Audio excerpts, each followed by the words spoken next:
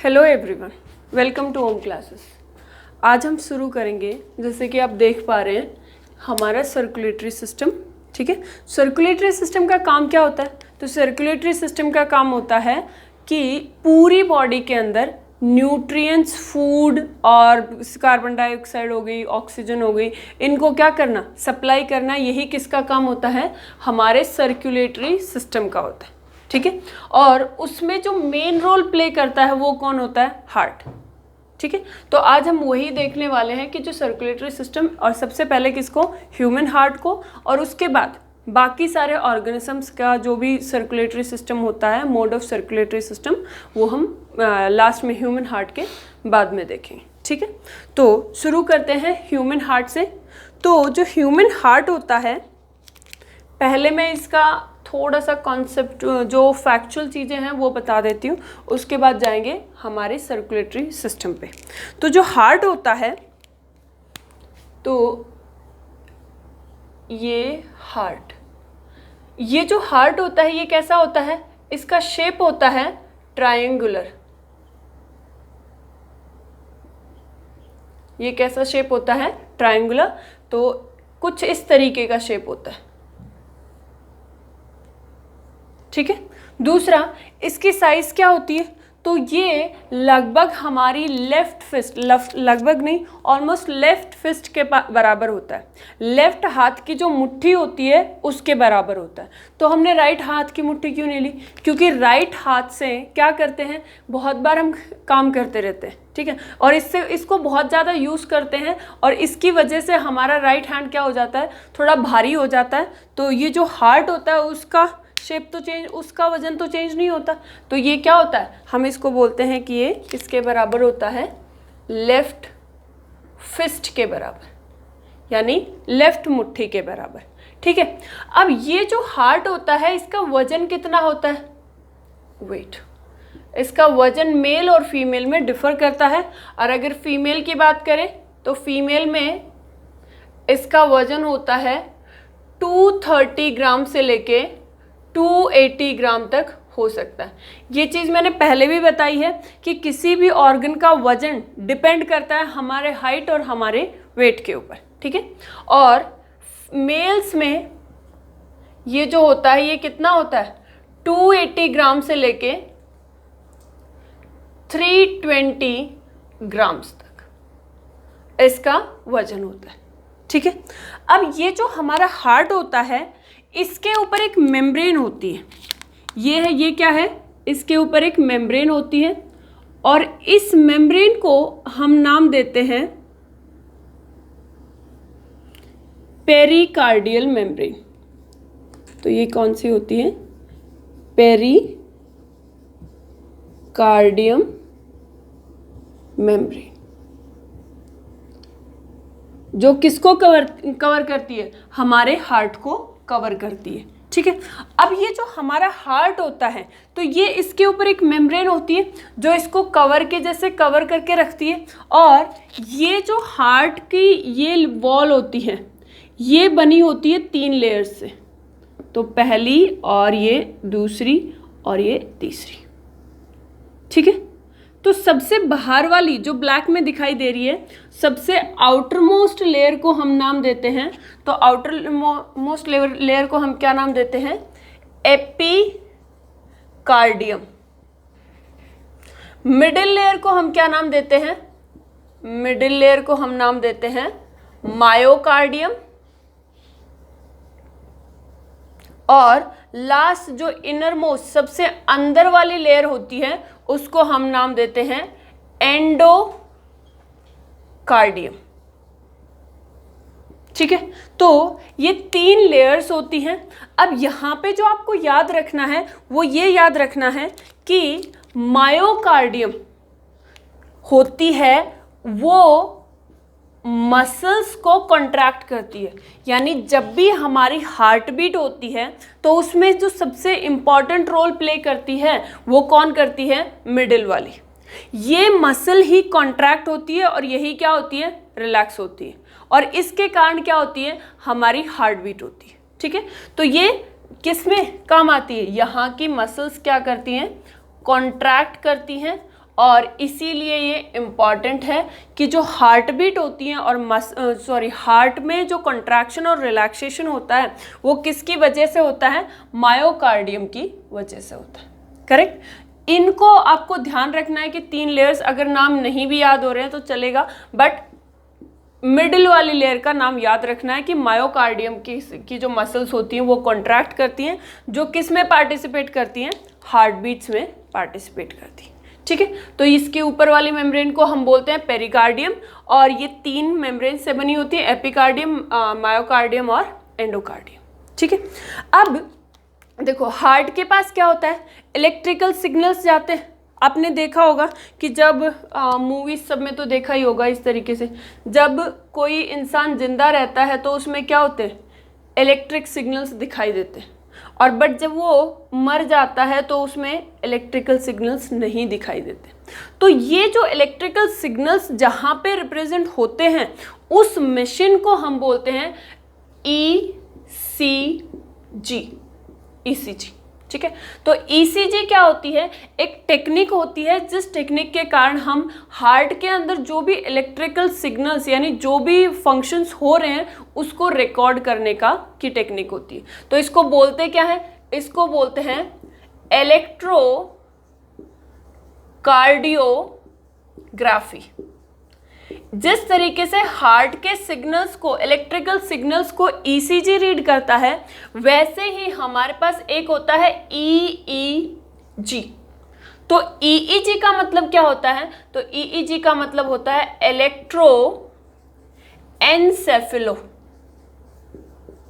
Encephalography. एनसेफेलो का मतलब क्या होता है, तो एनसेफेलो का मतलब होता है ब्रेन। ठीक है, ये ध्यान रखना है। सेफेलाइजेशन, सेफेलो जहाँ पे भी वर्ड आ जाता है, जिस तरीके से कार्डियो जहाँ पे भी वर्ड आ जाता है ये किससे रिलेटेड होता है, हार्ट से, वैसे ही एनसेफेलो जहाँ पे भी वर्ड आ जाता है वो किससे रिलेटेड होता है, ब्रेन से। ठीक है, और एक और होता है EMG। तो EMG किसके इलेक्ट्रिकल सिग्नल्स को रीड करता है, तो ये रीड करता है मसल्स के, और वो स्केलेटन मसल्स के, जो हमारे स्केलेटन सिस्टम यानी हड्डियों से जुड़ी हुई जो मसल्स होती हैं उनके सिग्नल्स को, इलेक्ट्रिकल सिग्नल्स को रीड करता है। EMG, electromyography. ठीक है, तो ECG, EEG और EMG, ठीक है, ये किसके काम आती है, हार्ट बीट्स के, हार्ट के अंदर इलेक्ट्रिकल सिग्नल्स, ब्रेन के अंदर इलेक्ट्रिकल सिग्नल्स, और ये मसल्स के अंदर इलेक्ट्रिकल सिग्नल्स को रीड करने के लिए ये 3 टेक्निक होती है। ठीक है,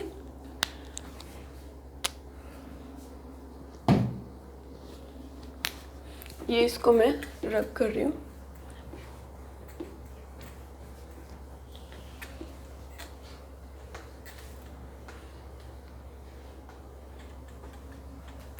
नेक्स्ट, अब आ जाते हैं ये वाले टॉपिक पे। हमने मोटा मोटा इसके जो भी फैक्चुअल चीज़ें हैं वो देख लिए। अब यहाँ पे आ जाते हैं। तो देखो मैं कुछ टर्म्स बता रही हूँ और उन टर्म्स को याद रखना है। सबसे पहले हम बोल रहे हैं, एक होता है वेन। वेन क्या होता है, वेन यहाँ पे जो ब्लड वेसल्स होती हैं उनको हम वेन बुलाते हैं। और कौन सी ब्लड वेसल्स, ऐसी ब्लड वेसल्स जो अपने साथ क्या कैरी करती हैं, कार्बन डाइऑक्साइड। तो जहां पे भी वेन्स का नाम आएगा तो उसका मतलब ऐसी ब्लड वेसल्स जो क्या कैरी करती हैं, कार्बन डाइऑक्साइड, यानी ऐसी धमनियां जो क्या करती हैं, कार्बन डाइऑक्साइड कैरी करती हैं। और इनका जो कलर होता है, इस कार्बन डाइऑक्साइड के कारण इनका कलर कैसा हो जाता है, ब्लू, या फिर कई जगह पे क्या दिखाई देगा, मतलब लिखा हुआ मिलेगा पर्पल कलर। ठीक है, दूसरा एक वर्ड है जिसको हम बोलते हैं आर्टरी। तो जो आर्टरी होती है वो हरदम कैसा ब्लड कैरी करती है, ऑक्सीजन रिच ब्लड। और ऑक्सीजन रिच ब्लड कैरी करती है तो ऑक्सीजन के प्रेजेंट होने के कारण इनका कलर कैसा हो जाता है, तो इनका कलर कैसा हो जाता है, रेड। तो आर्टरीज क्या कैरी करती हैं, ऑक्सीजन, और इनका कलर कैसा होता है, रेड। और वेन्स क्या कैरी करती हैं, कार्बन डाइऑक्साइड, और इनका कलर कैसा होता है, ब्लू। अब क्वेश्चन ये है कि वेन्स कहाँ पे प्रेजेंट होती है और आर्टरीज कहाँ पे प्रेजेंट होती है। तो देखो यहाँ पे जब आप अपना हाथ देखोगे तो यहाँ पे थोड़ा सा पर्पल पर्पल ब्लूइश कलर दिखाई देगा, ठीक है, आपकी नसों का, ठीक है। तो वो जो होती है वो क्या होती है, वेन्स। अब ये रेड कलर क्यों नहीं दिखाई देता, क्योंकि जो आर्टरीज होती हैं वो अंदर बीच में होती है, ठीक है, यहाँ के ये स्किन के अंदर वाले पार्ट में होती हैं कौन, आर्टरीज। एक आपने देखा होगा कि जब भी हम सुसाइड अटेम्प्ट करते हैं तो कहाँ पे काटते हैं, यहाँ से कहीं से भी नहीं काटते, हम एक पर्टिकुलर जगह से काटते हैं। और वो कहाँ पे काटते हैं, यहाँ पे। या फिर अगर कोई हमें मारने की कोशिश करता है तो वो कहाँ से काटता है, यहाँ से। क्यों यहाँ से, ये दो पार्ट ही क्यों है जहाँ पे अगर मारना चाहते हैं तो ये दो पार्ट से ही क्यों काटता है, तो ये दो पार्ट से इसलिए काटता है क्योंकि यहाँ पे भी और यहाँ पे भी क्या प्रेजेंट होती है, आर्टरीज प्रेजेंट होती है। उसका रीज़न हम देखेंगे कि क्यों आर्टरीज काटने से ही हम मर जाते हैं, ठीक है। बट अभी के लिए ध्यान रखो कि जहाँ पे भी वेन्स, इसका मतलब वहाँ पे क्या कैरी कर रही होती है, वो कार्बन डाइऑक्साइड। इसका एक्सेप्शन है वो देखेंगे, ठीक है। और आर्टरीज मतलब ये क्या कैरी कर रही है, ऑक्सीजन कैरी कर रही है, ठीक है। अब यहाँ पे एक चीज़ और बता देती हूँ कि ये जो रेड कलर और ये ब्लू कलर होता है ये सिर्फ किसकी वजह से आता है, आरबीसी के कारण। आरबीसी के अंदर क्या होता है, आरबीसी के अंदर एक पिगमेंट होता है जिसको हम बोलते हैं हीमोग्लोबिन। तो ये जो हीमोग्लोबिन होता है ये गैसेस को अट्रैक्ट करता है।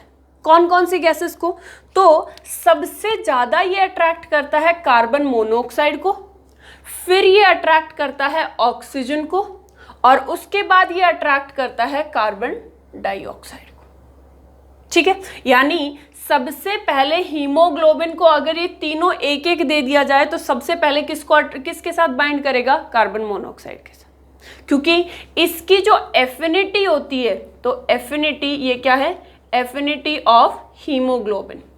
हीमोग्लोबिन की एफिनिटी सबसे ज़्यादा किसके पास होती है, कार्बन मोनोऑक्साइड के पास, फिर ऑक्सीजन, और सबसे लास्ट किसके पास होती है, CO2 के पास, ठीक है। तो जब भी ये जो कलर आएगा ब्लू या रेड, ये किसकी वजह से आएगा, red blood cells. Red blood cells में किसकी वजह से, हीमोग्लोबिन की वजह से। तो जब भी हीमोग्लोबिन के साथ कौन बाइंड करता है, ऑक्सीजन बाइंड करता है, इसका कलर कैसा हो जाता है, रेड, पिगमेंट है, कलर चेंज करेगा। और यहाँ पे जब भी इसके साथ क्या होगा, कार्बन डाइऑक्साइड प्रेजेंट होगा, तो ये कलर कैसा हो जाता है, ब्लू, ठीक है। तो ये आपको ध्यान रखना है, इस तरीके के क्वेश्चन पूछे जाते हैं कि ब्लू कलर या फिर red colour in blood is due to haemoglobin, ठीक है। तो अब हमें पता है कि वेन्स क्या होती हैं, आर्टरीज क्या होती हैं और ये क्या होती है। अब एक टर्म और होती है, उसको हम बोलते हैं कैपिलरीज। तो कैपिलरीज क्या होती हैं, तो कैपिलरीज के अंदर सबसे पहले ब्लड दोनों टाइप का हो सकता है, ऑक्सीजन रिच भी हो सकता है और CO2 रिच भी हो सकता है। अब मान लीजिए कि हमारा कोई ऑर्गन है, ऑर्गन यानी एक ये है हमारे पास सेल, ठीक है। इस सेल को थोड़ा सा बड़ा बना देती हूँ। तो इस सेल को क्या चाहिए है, ऑक्सीजन। क्यों चाहिए, एनर्जी बनाने के लिए। और हमने डाइजेस्टिव सिस्टम में इस चीज़ को देखा था कि एनर्जी सिर्फ और सिर्फ किससे बनती है, ग्लूकोज से। ग्लूकोज को ब्रेक होने के लिए किस चीज़ की ज़रूरत पड़ती है, ऑक्सीजन की। और ये ऑक्सीजन क्या करता है, जब इसके साथ ब्रेक करता है तो ये एनर्जी रिलीज कर देता है और साथ में H2O और CO2 भी रिलीज कर देता है, ठीक है। तो इस सेल को एनर्जी बनाने के लिए किसकी ज़रूरत पड़ी, ऑक्सीजन की। अब एक चीज़ देखना, यहाँ पे थोड़ा सा लिंक करके देखना कि जो ग्लूकोज होता है वो कहाँ से मिलता है। तो जो खाना खाते हैं तो खाना कहाँ पे जाता है, हमारे डाइजेस्टिव सिस्टम में जाता है, तो वहाँ से क्या मिलता है, ग्लूकोज। ऑक्सीजन कहाँ से मिलता है, जब हम सांस लेते हैं तो सांस लेते हैं तो वो ऑक्सीजन कहाँ पे जाती है, लंग्स में। तो ये जो पार्ट है ये वाला किसकी बात कर रहा है, ग्लूकोज यानी डाइजेस्टिव सिस्टम की। और ये जो बात कर रहा है ये किसकी बात कर रहा है, ऑक्सीजन यानी लंग्स, और हम इसको बोल देते हैं रेस्पिरेटरी सिस्टम। और इन दोनों को यहाँ पे लाने का काम कौन कर रहा है, ब्लड। ब्लड किसके थ्रू, सर्कुलेटरी सिस्टम। तो हमारा ऑब्वियसली पूरा का पूरा बॉडी में जो भी सिस्टम है वो एक दूसरे से कनेक्टेड है, ठीक है। तो ये क्या देगा इसको, ऑक्सीजन। अब यहाँ पे होता क्या है कि इस सेल को क्या चीज चाहिए, ऑक्सीजन। ये ऑक्सीजन लेके कौन आएगा, किसके पास, आर्टरीज या वेन्स, आर्टरीज के पास।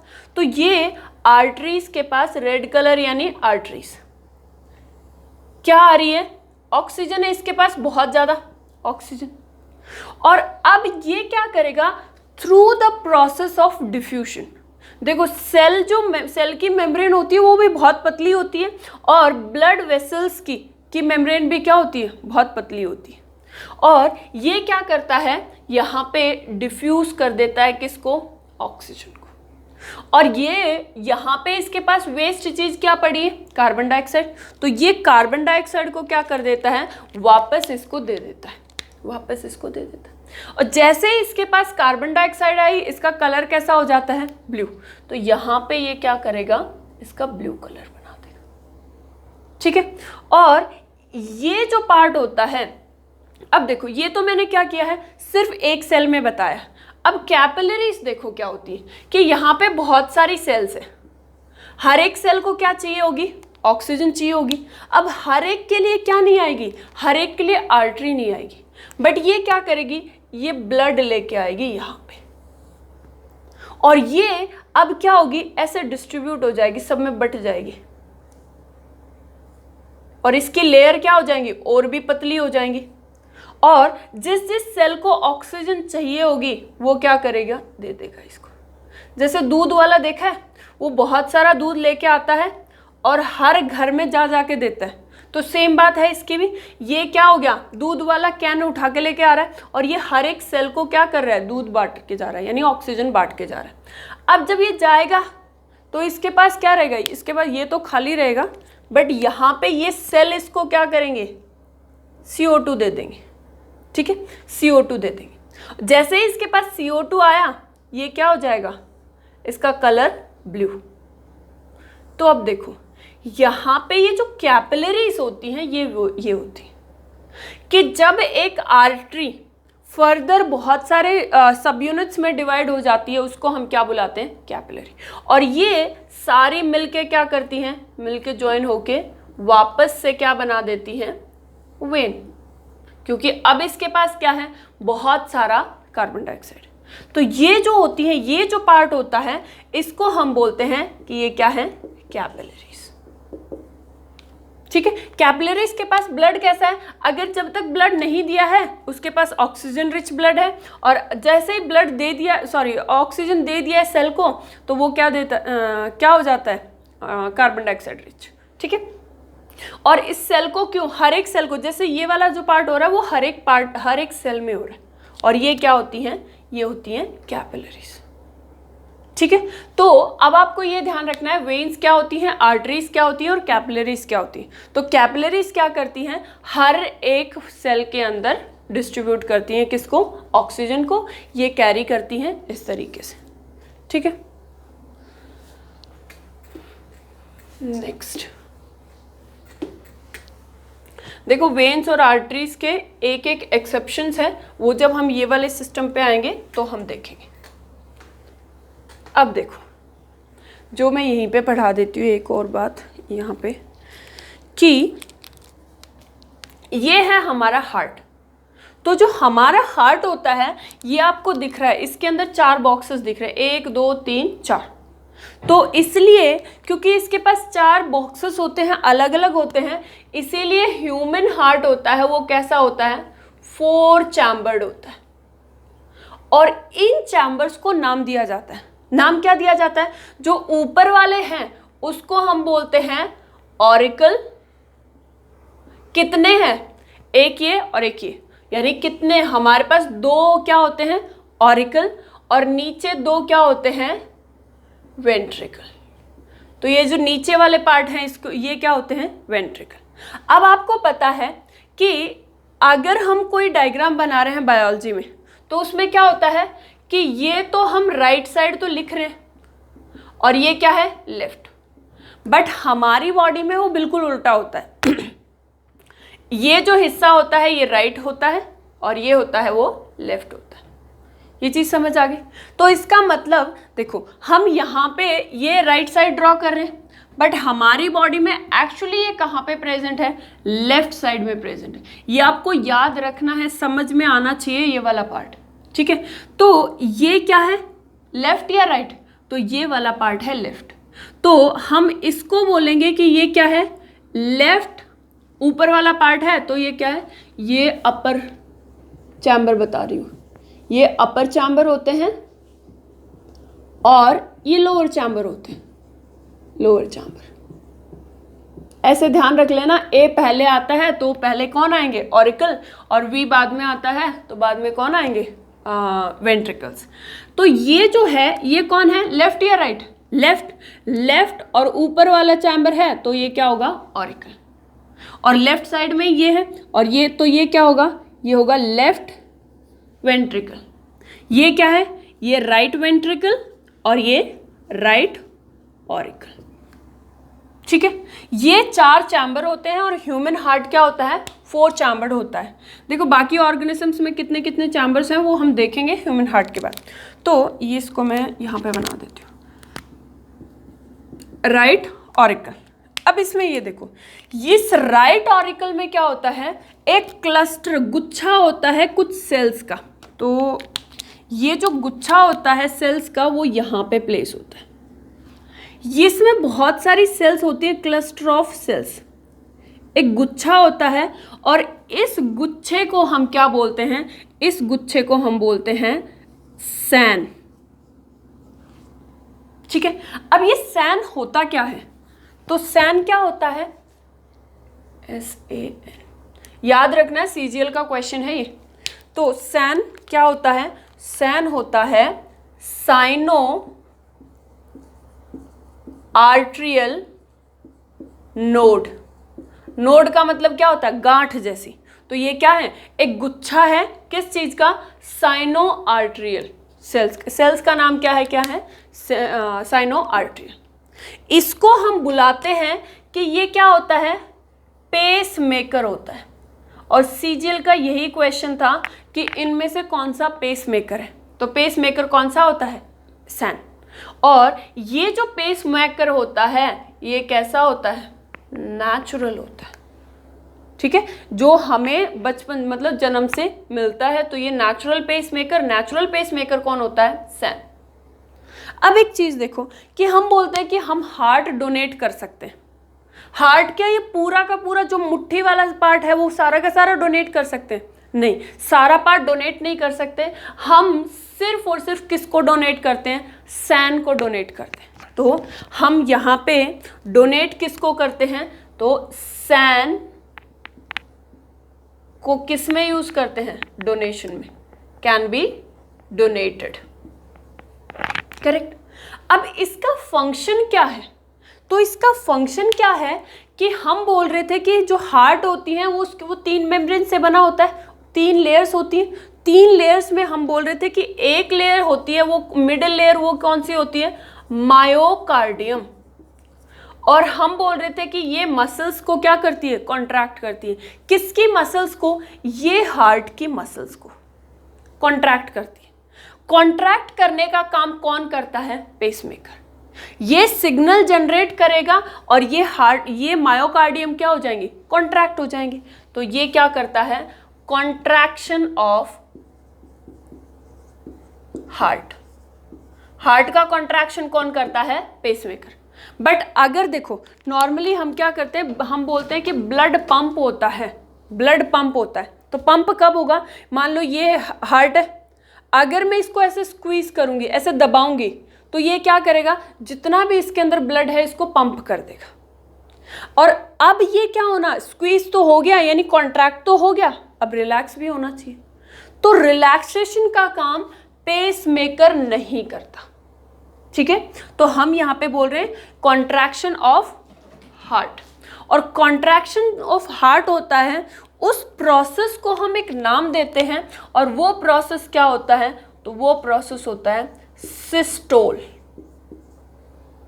ठीक है। और सिस्टोल या फिर सिस्टोलिक मूवमेंट, या फिर इसी को हम क्या बोल देते हैं, सिस्टोलिक मूवमेंट, अब ये जो सिस्टोलिक मूवमेंट होता है ये कितनी देर में होता है? तो सिस्टोलिक मूवमेंट होता है 0.3 सेकेंड्स में। एक सिस्टोलिक यानी एक बार जो हार्ट मसल्स कॉन्ट्रैक्ट करेंगे उसके लिए टाइम कितना लगेगा? 0.3 सेकेंड्स। तो आई गेस आपको सैन के बारे में चीजें समझ आ गई होंगी। सैन क्या होता है? साइनो आर्टरियल नोड या फिर पेसमेकर। ठीक है, कहाँ पे प्रेजेंट होता है ये इंपॉर्टेंटली ये याद रखना है। कहाँ पे प्रेजेंट होता है? तो सैन प्रेजेंट होता है राइट ऑरिकल में। प्रेजेंट सैन प्रेजेंट होता है, SAN present in right auricle. ठीक है, इसका काम समझ आ गया, इसको बुलाते क्या है वो चीज़ समझ आ गई, और ये कितनी देर में अपना काम फिनिश कर देता है वो समझ आ गया। यानी ये राइट ऑरिकल में क्या हो गया, हमारे पास सैन और सैन के काम हमने देख ली। ठीक है, दूसरा यहीं पे इसी राइट ऑरिकल के अंदर ही क्या होता है, यहाँ पे है ये हमारा राइट ऑरिकल।